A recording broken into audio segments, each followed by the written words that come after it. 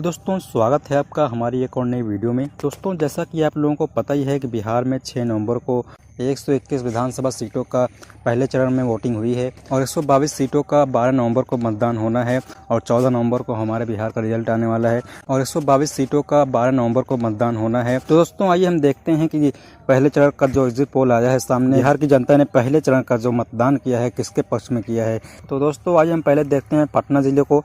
पटना जिले में 14 सीटें हैं। 14 सीटों में से 7 सीट मिल रही है एनडीए गठबंधन को और 6 सीटें मिल रही हैं आरजेडी को और 1 सीट जा रही है जनसुराज पार्टी के कैंडिडेट को। तो यहाँ पर सबसे ज्यादा सीटें जो मिल रही हैं बीजेपी को मिल रही हैं 7 सीटें यहाँ पर। तो अगले जिले को हम देखते हैं भोजपुर में। भोजपुर में 6 नवंबर को मतदान हो चुका है। वहाँ पर 7 सीटें हैं। 7 सीटों में से 4 सीटें जा रही हैं आरजेडी को और 3 सीट जा रही है एनडीए गठबंधन को। के साथ अगले जिले को हम देखते हैं बक्सर जिले को। बक्सर सीट में 4 सीटें हैं। 4 सीटों में से 3 सीट जा रही है आरजेडी को और 1 सीट जा रही है एनडीए गठबंधन को। आप देख सकते हैं यहाँ पर किस तरह पकड़ बढ़ाते हुए महागठबंधन काफी तेज से निकल रही है। इसी के साथ हम आगे देखते हैं गोपालगंज को।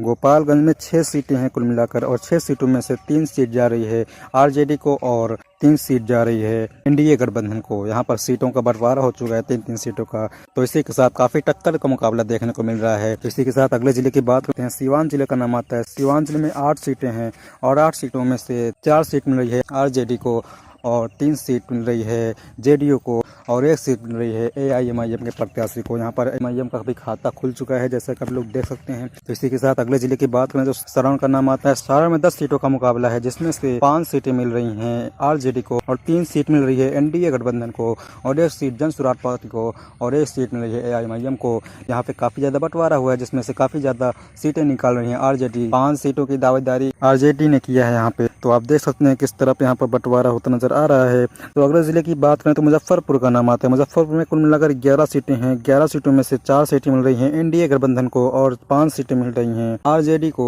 और 1 सीट मिल रही है एआईएमआईएम को। और अगले जिले की बात करें तो वैशाली का नाम आता है। वैशाली में कुल मिलाकर 8 सीटें हैं। 8 सीटों में से 5 सीटें मिल रही हैं आरजेडी को और 3 सीट मिल रही है एनडीए गठबंधन को। इसी के साथ आप देख सकते हैं आरजेडी ने काफी ज्यादा पकड़ बना लिया है। इसी के साथ अगले विधानसभा की बात करें तो समस्तीपुर का नाम आता है। समस्तीपुर में मिलाकर यहाँ पर 10 सीटें हैं। 10 सीटों में से 4 सीटें मिल रही हैं एनडीए गठबंधन को, 5 सीटें मिल रही हैं महागठबंधन को और 1 सीट मिल रही है सीपीआई को। अगले जिले की बात करें तो खगड़िया का नाम आता है। खगड़िया में कुल मिलाकर सीटें हैं 4।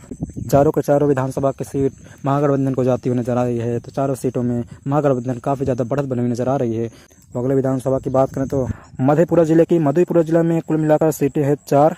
4 सीटों में से 3 सीट जा रही है एनडीए गठबंधन को और 1 सीट जा रही है महागठबंधन को। तो इसी के साथ अगले जिले की बात करें तो बेगूसराय का नाम आता है। बेगूसराय में कुल 7 सीटें बेगूसराय में 2 सीट एनडीए गठबंधन को और 3 सीट महागठबंधन को और 2 सीट यहाँ पर सीपीआई के खाते में जा रही है। तो बेगूसराय की जनता इस बार सीपीआई के खाते में ज्यादा समर्थन दिखाई दे रही है। तो अगले सीट की बात करें तो मुंगेर का नाम आता है। मुंगेर में कुल मिलाकर 3 सीटें हैं। 3 सीटें में 1 सीट महागठबंधन को जा रही है और 1 सीट जा रही है बीजेपी के खाते में। आईआईपी का भी खाता खुल चुका है। अगले जिले की बात करें तो लाखीसराय का नाम आता है। लाखीसराय में 2 ही विधानसभा सीटें हैं जो कि दोनों विधानसभा सीटें हैं आरजेडी के खाते में यानी कि महागठबंधन के खाते में जा रही हैं। इसी के साथ हम शेखपुरा को देखते हैं। शेखपुरा में मिलाकर 2 सीटें हैं। 2 सीटों में से दोनों की दोनों सीट आरजेडी को मिल रही है। बड़ा बदलाव यहाँ पर देख सकते हैं। शेखपुरा के बाद देखते हैं नालंदा जिले को। नालंदा जिले में आप देख सकते हैं किस तरह यहाँ पर फिर से बंटवारा हो चुका है। नालंदा जिले में 7 सीटों का मुकाबला हुआ है। 7 सीटों में से 3 सीट मिल रही है आरजेडी को और 2 सीट मिल रही है